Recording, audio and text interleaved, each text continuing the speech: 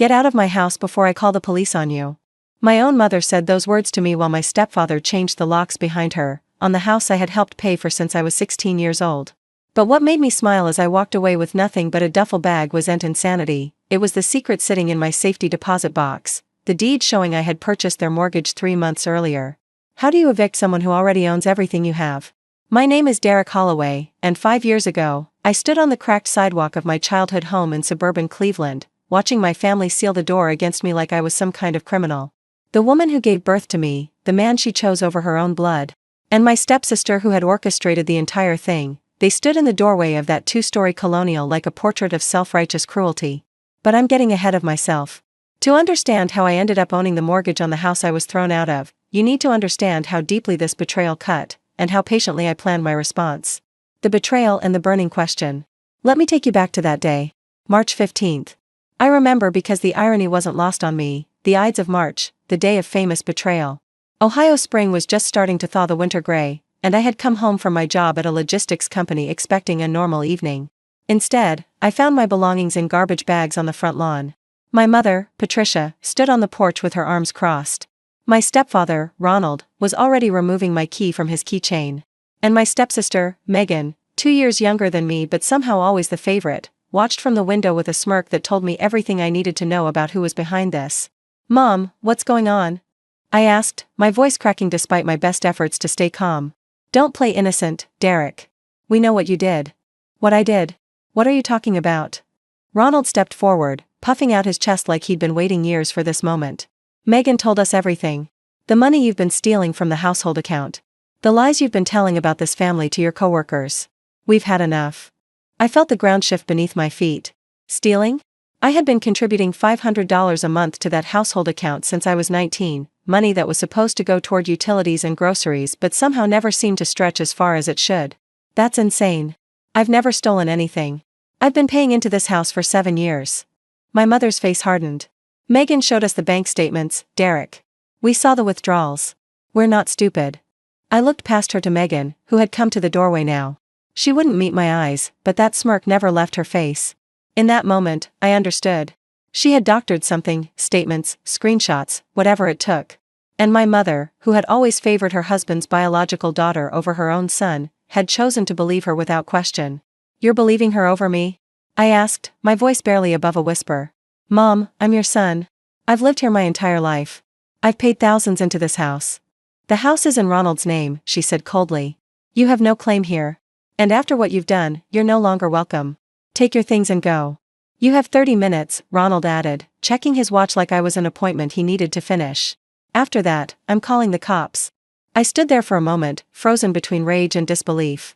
27 years old, and I was being thrown away like garbage based on lies from someone who had resented me since the day her father married my mother. I could have fought. I could have screamed. I could have begged. Instead, I picked up my garbage bags and walked away. But not because I was defeated. Because in that moment, standing on that cracked sidewalk with everything I owned in trash bags, something shifted inside me. The part of me that had spent my whole life trying to earn my mother's love, trying to be good enough, trying to keep the peace, that part finally died. And something colder, smarter, more patient took its place. As I loaded my bags into my beat-up Honda, I made myself a promise. I wasn't going to react. I wasn't going to beg or explain or try to prove my innocence. I was going to wait. And when the time was right, I was going to take everything. The silent acquisition. The first few months were brutal. I crashed on my buddy Victor's couch, worked double shifts, and tried to piece my life back together. But I never stopped watching. Never stopped listening. Through an old high school friend who still lived in the neighborhood, I kept tabs on my former family. What I learned made my blood boil, but it also gave me the opportunity one needed. Ronald's business was failing. The construction company he'd been so proud of was hemorrhaging money. And he'd been quietly taking out loans against the house to keep it afloat. The house that was supposed to be my mother's security. The house I had helped maintain with my monthly payments for nearly a decade. By October, I learned through the neighborhood grapevine that they were 3 months behind on the mortgage. The bank was getting impatient. Foreclosure was becoming a real possibility. That's when the idea hit me. I had been saving aggressively since moving out, partly out of necessity, partly out of spite. I had also received a small settlement from a car accident the previous year that I never touched. Combined with my savings, I had about $40,000. Not enough to buy a house. But potentially enough to buy a distressed mortgage. I did my research. I learned that when homeowners default, banks sometimes sell the debt to third-party investors at a discount. They'd rather recoup something than go through the expensive foreclosure process. And if I could position myself as that investor, I contacted a real estate attorney named Gloria Vance, a sharp, no-nonsense woman who had handled my accident settlement. When I explained what I wanted to do, she was quiet for a long moment. "You want to buy your own family's mortgage," she said slowly. "The family that threw you out." "Yes. And they won't know it's you? That's the point." She let out a low whistle. "I've seen a lot of things in this business, Derek. But this is a first." She paused. "I'm in. Let's make it happen." The process took 4 months. Gloria set up an LLC with a generic name, Midwest Property Holdings, that couldn't be traced back to me. We negotiated with the bank, who was more than happy to offload a problem mortgage for 60 cents on the dollar. With my savings and a small loan from Victor, who I promised to repay double, I scraped together enough to make the purchase. On February 3rd, I became the legal owner of my family's mortgage. They had no idea. As far as they knew, the bank had simply sold their loan to some faceless investment company. The payment address changed, the letterhead was different, but the amount stayed the same. And they kept paying. Every month, like clockwork, a check arrived at my LLC's PO box. I would hold it in my hands, reading my stepfather's cramped signature on the memo line, "Mortgage payment." He was paying me. The son they had thrown away was now their landlord. The irony was so perfect it almost hurt. The unknowing tenants. For 18 months, I watched from the shadows.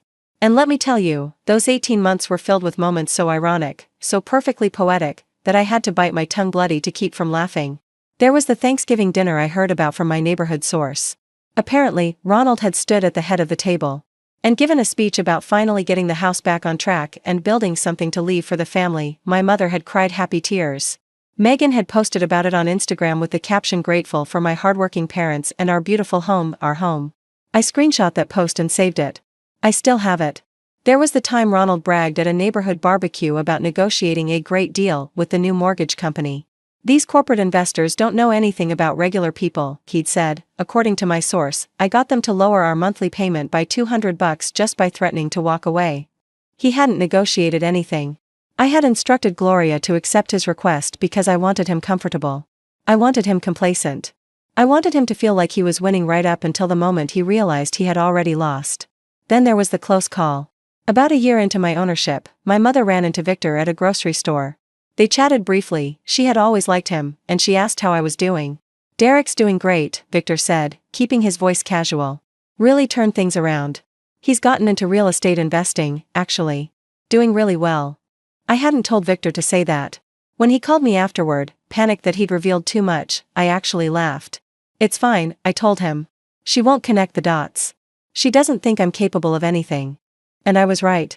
According to my source, my mother mentioned the conversation to Ronald that night, and his response was, "Real estate? Derek? Please. He probably means he's renting a slightly nicer apartment." They couldn't conceive of me as anything other than the failure they had decided I was. And that blindness was my greatest weapon. The hardest part wasn't keeping the secret. It was waiting for the right moment to reveal it. Every time I heard about Megan's new car or Ronald's fishing trips, or my mother's kitchen renovation, all funded by a mortgage they didn't realize they were paying to me, I wanted to drive over there and watch their faces crumble. But I waited. Because I knew the perfect moment would come. And when it did, I wanted it to be devastating. The revelation and reclamation. The moment came on a Sunday afternoon in August, 2 years after I had purchased the mortgage. My grandmother, my mother's mother, was celebrating her 80th birthday. Despite everything, Grandma Ruth had stayed in contact with me. She was the only family member who had questioned my eviction, the only one who sent me birthday cards and checked in with occasional phone calls. When she invited me to her party, I knew this was it. "Are you sure?" she asked when I accepted. "Your mother will be there. Ronald." "Megan." "I know, Grandma. It's time." The party was at a rental hall in Lakewood. When I walked in, the room went silent. My mother's face cycled through shock, anger, and something that might have been guilt before settling on cold indifference. Ronald puffed up like he was ready for a confrontation. Megan suddenly found her phone very interesting. But Grandma Ruth rushed over and hugged me tight. "I'm so glad you came, sweetheart."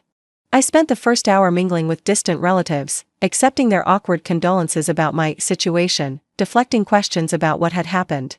My mother avoided me entirely. Ronald glared from across the room. Megan whispered to anyone who would listen, probably spreading more lies. Then came the toast. Grandma Ruth stood up and thanked everyone for coming. She talked about family, about love, about forgiveness. And then she said something that made my heart clench. I hope someday, this family can heal. I hope we can remember that blood is thicker than pride. She was looking directly at my mother when she said it. I hadn't planned to do this during the party. I had imagined a more private confrontation, maybe showing up at the house with my documentation, watching their faces fall in the privacy of their own living room. But something about Grandma's words, something about the way my mother rolled her eyes at her own mother's plea for reconciliation, something snapped. I stood up. I'd like to say something, if that's okay. The room quieted. My mother's face tightened. Ronald started to rise, but Grandma waved him down. Go ahead, Derek. I took a breath. 2 years ago, I was thrown out of my home based on lies. I wasn't given a chance to defend myself. I wasn't shown any evidence. I was just discarded. Derek, this isn't the place, my mother started. I'm almost done, I said calmly. I want everyone here to know that I never stole anything. I contributed to that household for almost a decade. And when I was thrown out, I lost everything, except my determination to rebuild. I pulled an envelope from my jacket pocket. Which is why I find it so interesting that for the past 18 months, Ronald and Patricia have been making their mortgage payments to my company, Midwest Property Holdings, which I own. The silence that followed was absolute. My mother's face went white. Ronald's mouth fell open. Megan dropped her phone. You're lying, Ronald finally sputtered. That's impossible. I handed the envelope to my grandmother. Those are the ownership documents, Grandma. I bought their mortgage when they defaulted 2 years ago. Every payment they've made since then has come to me. Grandma Ruth opened the envelope, looked at the papers, and then looked at my mother with an expression I had never seen before, disappointment so profound it was almost physical. Patricia, she said quietly. What did you do to this boy? My mother couldn't speak. For the first time in my life, I saw her completely without words. Ronald found his voice first. You can't do this. This is fraud. I'll sue you. You'll do nothing, I cut him off. Everything was done legally, through proper channels, with licensed attorneys. You defaulted on your mortgage. I purchased it. That's how capitalism works, Ronald. I thought you of all people would appreciate that.